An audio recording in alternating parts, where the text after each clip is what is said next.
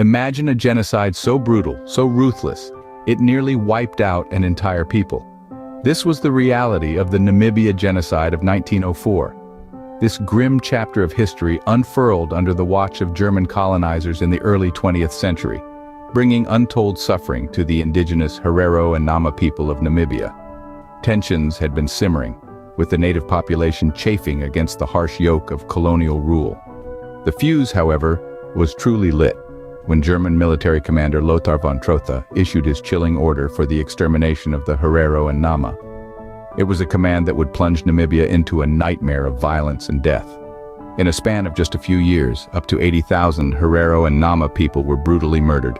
The horror of the genocide didn't stop at mass murders. It extended to something far more sinister. As the Herero and Nama people were pushed out of their lands, they were corralled into concentration camps. These camps were not places of refuge, but rather the sites of unimaginable torment. The indigenous people were enslaved, starved, and subjected to extreme physical abuse. But the cruelty didn't end there. The camps became the backdrop for a series of horrific medical experiments.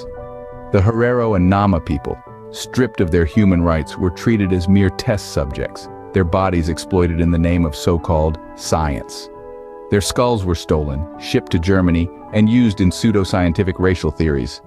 These theories sought to categorize the indigenous people as inferior, using their own remains as grotesque proof. The dehumanization was so complete, their very existence reduced to tools for propagating hate and prejudice. The Namibian Genocide was one of the first instances of the 20th century that laid the groundwork for other mass atrocities. Over a century later, the echoes of this genocide still reverberate. The aftershocks of this horrific event are not confined to the annals of history. They are alive in the present-day demands of Namibia. Namibia is calling on Germany to acknowledge the atrocities committed on their soil in 1904. The country seeks an official apology, a recognition of the genocide from the German government. This recognition is crucial for healing and moving forward, but it's not all.